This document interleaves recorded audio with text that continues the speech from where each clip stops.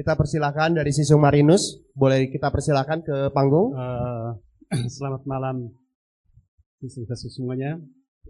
Terima kasih kita bisa hadir di sini. Suatu anugerah Anda semua bisa ada di sini. Juli 2023 saya duduk seperti Anda. Saya menderita lutut. 15 tahun saya menderita lutut. Waktu kalau saya ajarin hari pertama itu mulai buka cakra 7, katanya setiap belajar tutup mata ikut saja, saya ikutin. Hari pertama, hari kedua, hari ketiga, tiada hari yang saya lakukan terapi itu. Cakra 7, tangan di lutut. Dulu saya gak bisa begini. Hari ketiga, kok saya bisa melangkah ke lantai 3 itu dengan membawa pot bunga yang cukup besar. Saya juga kaget kok, ringan. Pada hari pertama saya ikut longitudologi itu saya masih pakai Nick Decker. 15 tahun saya pakai terus. Tapi hari ketiga kok ringan. Itu yang ajaibnya. Cuma telapak tangan ini kita bisa menyembuhkan. Saya di diagnosa dokter itu tidak bisa sembuh lagi karena ada tumbuh tulang di lutut itu. Pasti di antara Bapak Ibu ada yang rasakan. Tadi pagi ada nanya juga kasus seperti ini. Kalau ditanya berapa lama kita terapi, lakukan saja. Saya lakukan selama di kelas ini, kemudian di rumah. Setiap saat ada waktu, duduk di kursi pun saya lakukan.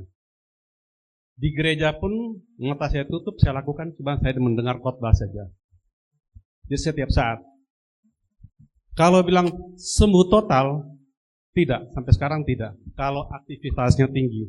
Tetapi hari ini, saya sebagai relawan perlengkapan yang cukup tinggi aktivitasnya, saya tidak rasa apa-apa. Kalau lelah, capek, saya cuma tenang dan meletakkan telapak tangan ini di lutut. 5 menit, 10 menit sudah sembuh. Itu yang satu. Pengalaman saya jadi relawan, saya menterapisin orang. Tadi Ibu bidan itu, tetapi ada juga yang pingsan. Kebetulan di tempat praktik beliau itu. Karena waktu itu ada aktivitas di sekitar rumah kami itu, waktu kampanye Akbar itu tidak bisa lalui kendaraan, ada kecelakaan tabrakan. Anaknya luka, ibu yang pingsan. Karena ibu itu punya riwayat darah tinggi. Ibu itu pingsan, ibu bidan ini telepon, bisa bantu katanya. Karena beliau pernah mengalaminya. Saya datang, cuma terapi, telapak tangan ini letakin di dada. Karena dia seorang ibu, jaraknya jauh. Kurang lebih 15-10 menit ya. Dia sadar. Kemudian saya tanya, apakah bisa duduk? Dia cuma manggut tetapi memang sudah stroke. Bisa duduk, saya terapi lagi seluruh cakra. Sambil menunggu Grab bawa ke rumah sakit. Itu ajaib. Kemudian lagi, saya pernah terapi orang karena saya bermasalah di kuping. Seperti yang Bapak Ibu dengar kemarin itu, tolong catat semua keluhan Bapak Ibu. Waktu itu saya catat, saya bermasalah di lutut, kuping. Tetapi saya lebih prioritaskan di lutut. Kuping ini, dulu saya harus dioperasi karena gendang kupingnya rusak. Tetapi pada saat saya terapi orang, kuping saya sakitnya luar biasa. Dan berbunyi seperti speknya rusak atau seperti tawon. Saya pernah sharing kepada Posko begini ya. Tetapi di buku kan katanya, kalau kita terapi orang, kita pun menerima energi. Saya lakukan tenang. 1, 2, 3 kali sampai saat ini, saya tidak pakai gunakan lagi tetes kuping. Itu yang kedua. Yang ketiga, saya pernah terapi anak juga yang ABK, yang hiper. Pada saat terapi itu anak luar biasa, tidak bisa tenang. Karena kita diajarkan kalau anak seperti itu, lakukan saja. kebetulan dulu kami di Kemayoran dipandu juga oleh suster.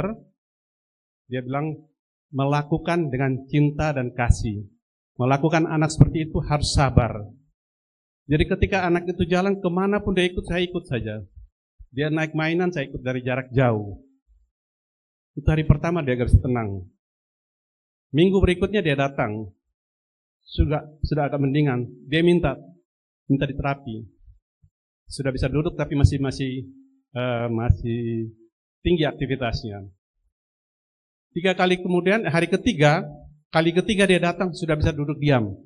Mungkin nanti bisa lihat di testimoni yang lain itu dia bisa tidur di pundak kami. Kalau kita lakukan dengan hati, dengan cinta, energi ini bisa tersalurkan dengan baik. Itu saja. Terima kasih. Terima kasih buat sharingnya yang luar biasa. Sekali lagi tepuk tangan meriah